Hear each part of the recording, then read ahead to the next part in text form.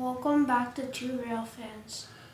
We figured today we would kind of trace our steps over the past 9 months, where we've come from and where we are today with the train layout.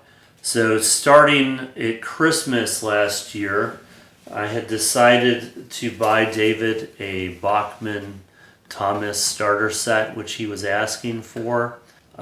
So I knew that was going to be a big surprise for him. He had been asking me for a few years to get out what? The trains. To get out all of my old train stuff. So what I decided to do as a surprise as well is give David all of those trains. There's one of them. To give him all of those trains. So we started out Christmas with David setting up his Bachmann Thomas set on the Bachmann Easy Track, but he also opened every single locomotive and piece of rolling stock that I had as a kid that was not dog chewed, at least.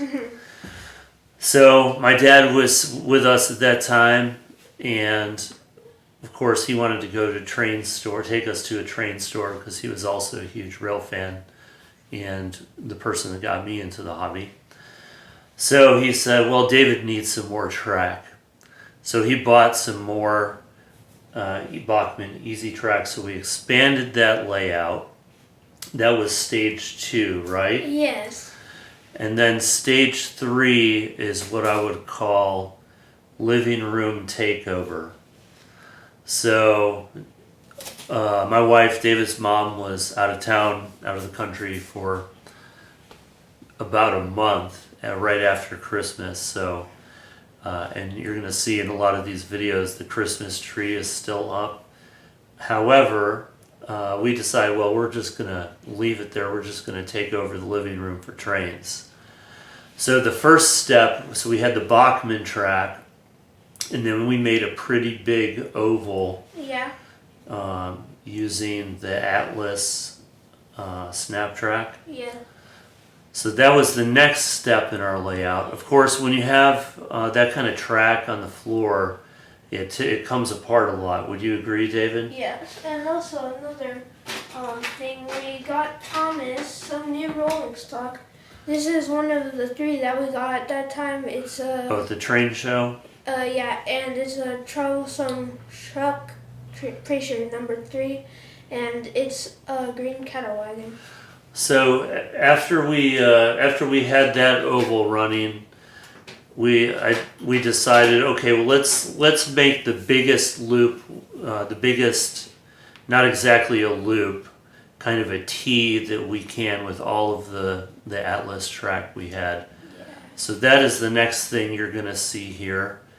And we kind of got tired of that falling apart on the floor, and we moved that Bachmann track in the middle of that. So we got tired of that falling apart on the floor, so we figured, all right, well, we still have plenty of time. So we took a couple of tables, and we basically bought some pink foam, 1 inch, and made a 5 by 8 layout, and we had 3 loops. There was 3 loops, and there was 3 ovals. 2 with the regular Atlas track, and in the middle we had the Easy Track. Unfortunately, David's Bachmann Thomas, there was a defect with the motor, and it stopped running. So at some point we had to send it back for a warranty replacement. But we still had all the other trains. But we did, and also at that same time, that Santa Fe that David was holding up, the motor and one of the drive shafts had gone out, and we were able to get the motor replaced and fixed. With another engine. And replace the drive shaft that kept popping out in there.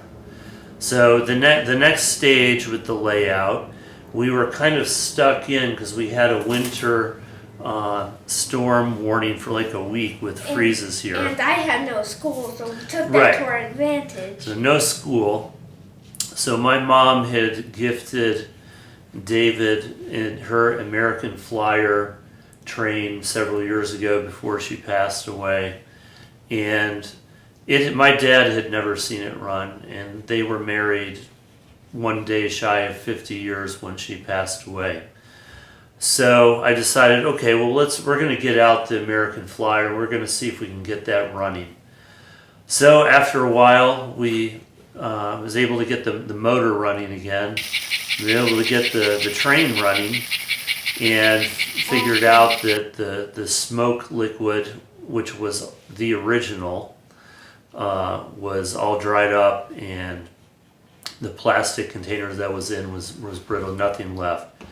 So I went ahead and bought some smoke liquid, and in one of the videos, David says, "Smells like steak."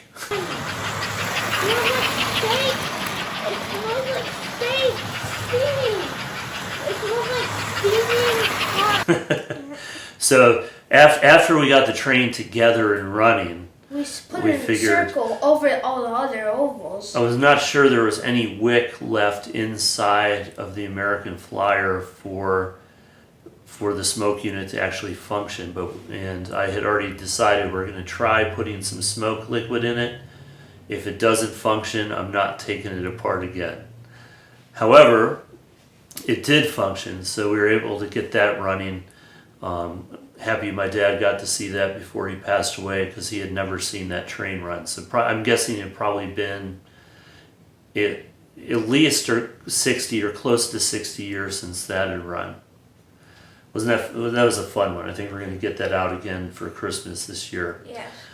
So the next stage, we upstairs here in the room that we're in right now, decided to build a test layout along the wall currently to my left. The wall over there. So it's about the same length as where we are right now. So we basically just used some scrap wood, some 1-inch foam, slapped up the layout just to see if we were going to like that kind of layout. And that's when we discovered Pico flex strap too, and we got one piece of it and put it in one of the long pieces of straight tracks.